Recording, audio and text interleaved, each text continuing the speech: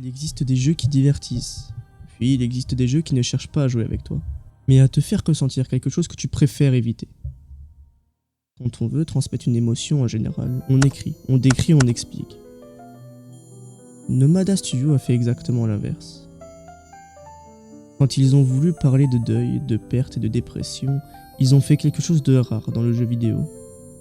Ils ont consulté un psychologue.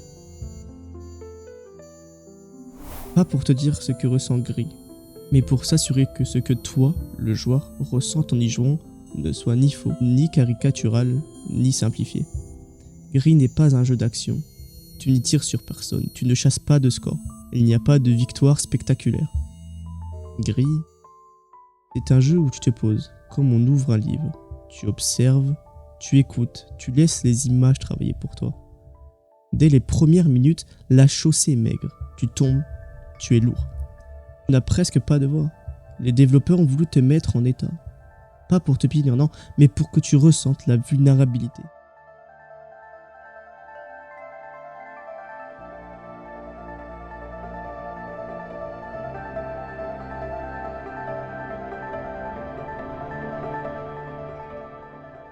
Parce que le deuil et la dépression ne sont pas des énigmes à résoudre.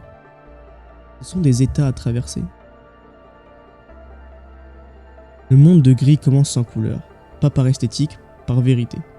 Quand on perd quelque chose d'essentiel, le monde perd de ses couleurs. Chaque couleur que tu récupères n'est pas une amélioration mécanique, une respiration émotionnelle. Les développeurs l'ont clairement indiqué, les palettes servent de langage émotionnel. Elles donnent une forme visuelle aux étapes intérieures du personnage. Ce sont des indices, pas des règles. Le déni, la colère, la tristesse, la mémoire. Et enfin l'acceptation.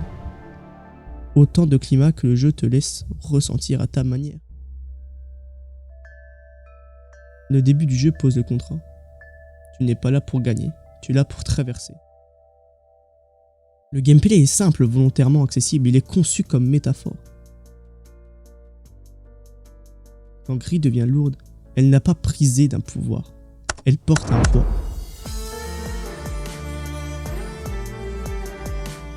Quand elle résiste au vent, ce n'est pas de la gymnastique, c'est du maintien. Les mécaniques racontent la même chose que les images et la musique. Les développeurs l'ont voulu, pas d'écart entre ce que tu fais et ce que tu ressens. Maintenant entrons dans la progression. Premier souffle, premier pas, puis la colère.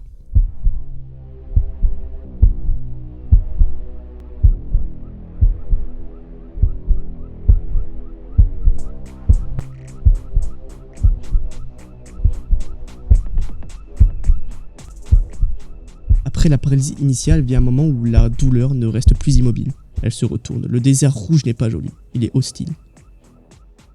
Si, le jeu change de ton. Le monde te repousse, le vent t'oblige à lutter.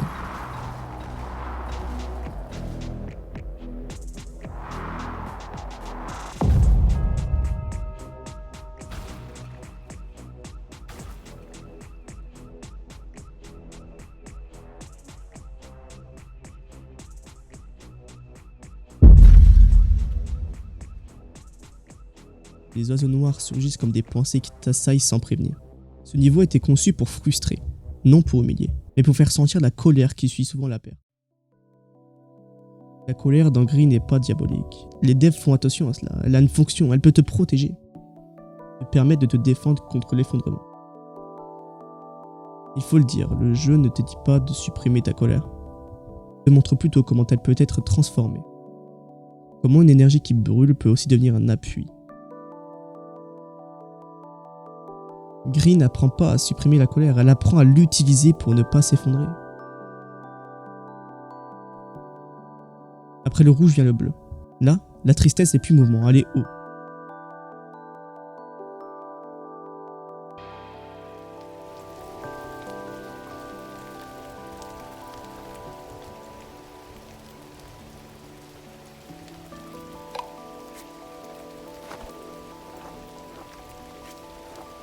Le design aquarelle du niveau plonge le joueur dans une sensation de lourdeur et d'isolement. Les mécaniques aquatiques ralentissent ton rythme, c'est voulu. Tu ne dois plus lutter contre le courant, tu dois apprendre à flotter avec lui. Ce chapitre met en scène la mémoire qui remonte, les souvenirs qui pèsent et qui parfois noient. Les développeurs ont expliqué qu'ils avaient travaillé la sensation physique de la dépression. Ce n'est pas juste du chagrin, c'est la perte d'agence. Ne plus pouvoir agir malgré l'envie. Puis vint le verre, la forêt et la réparation.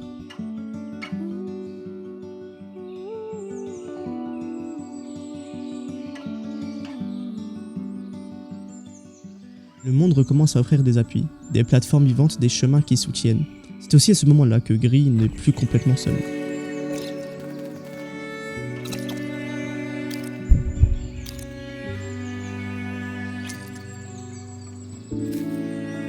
Ces créatures ne parlent pas, ne sauvent pas, ne donnent pas de solution, elles sont simplement là.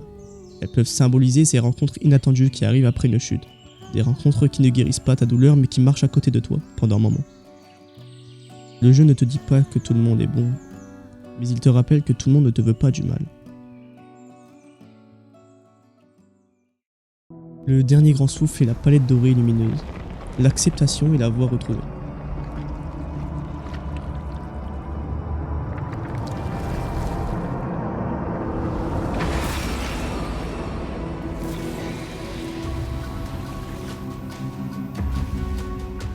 C'est la montée finale, non pas un happy end miraculeux mais une reconnaissance. La capacité à reprendre une note, un chant, une expression.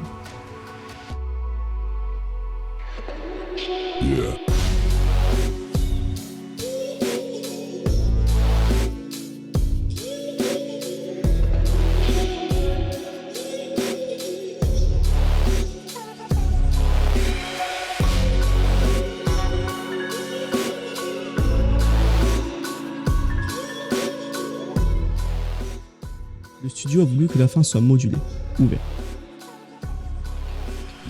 La voix qui revient signifie moins un soin complet qu'un réapprentissage de soi.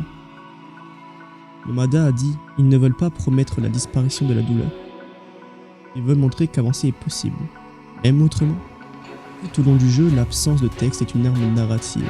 Poser une phrase serait trahir la diversité des vécus.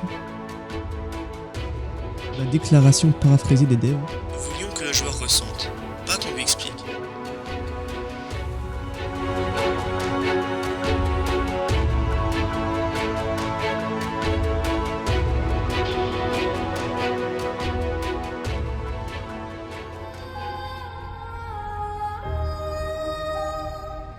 Maintenant la synthèse, que retient-on de Gris?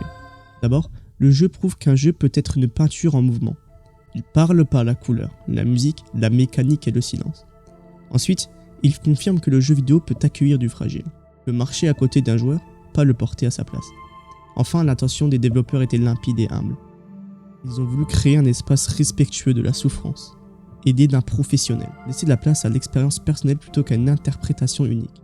Gris ne t'apprend pas à t'en sortir, il t'apprend à rester, à traverser, à continuer, même fragile. Ce n'est pas une promesse de guérison, c'est une présence. Et c'est là que Gris devient intéressant d'un point de vue jeu vidéo. Parce que malgré ce qu'on pourrait croire, c'est pas un anti-jeu. Il y a des mécaniques, des énigmes, des parcours. Mais tout est volontairement au service de ressenti. Le studio Nomada a expliqué qu'ils avaient constamment supprimé des idées de gameplay pourtant fun sur le papier. Simplement parce qu'elles brisaient l'émotion. Autrement dit, oui, ils ont volontairement enlevé des trucs cool pour que tu te sentes moins bien. Et paradoxalement, c'est ce qui rend le jeu aussi marquant. Autre chose importante, Gris ne punit jamais le joueur. Tu peux tomber autant que tu veux, il n'y a pas d'écran game over. Le jeu refuse de t'associer à l'échec. Il te dit implicitement, tomber fait partie du chemin. Et c'est un choix extrêmement fort. Surtout pour un médium qui a l'habitude de te sanctionner à la moindre erreur. Côté musique, rien n'est laissé au hasard non plus. La bande-son a été composée par Berliniste, en parallèle du développement. Ce n'est pas une musique qu'on a collée après coup, elle a été pensée comme une voix supplémentaire du jeu. À certains moments, la musique fait ce que Gris ne peut pas encore faire. Elle parle pour elle. Visuellement, le jeu s'inspire beaucoup de l'aquarelle, de l'art minimaliste et de l'architecture surréaliste. Les développeurs ont souvent cité l'idée d'un monde peint à la main, fragile, presque effaçable. Exactement comme l'état mental que le jeu représente. Et oui, c'est beau, très beau. Mais ce n'est pas beau pour Instagram, non, c'est beau parce que ça retient ce que le jeu raconte. Et à ce stade, il faut dire qu'une chose importante, Gris n'essaie jamais d'être universel.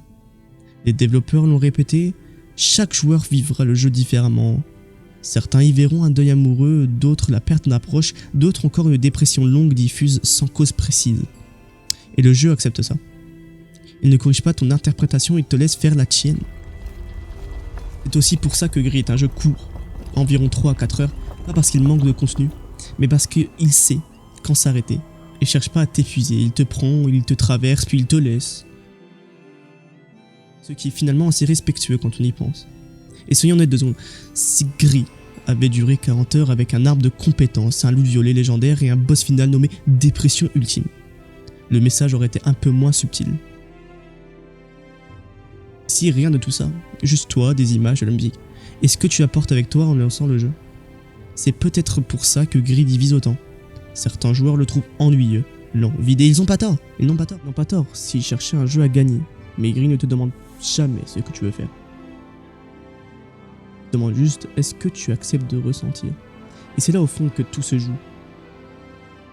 Gris n'est pas un jeu qui cherche à plaire. Il cherche à être honnête. Honnête avec la douleur, honnête avec la lenteur. Honnête avec le fait que parfois, avancer, c'est déjà énorme. Gris fonctionne sur toi.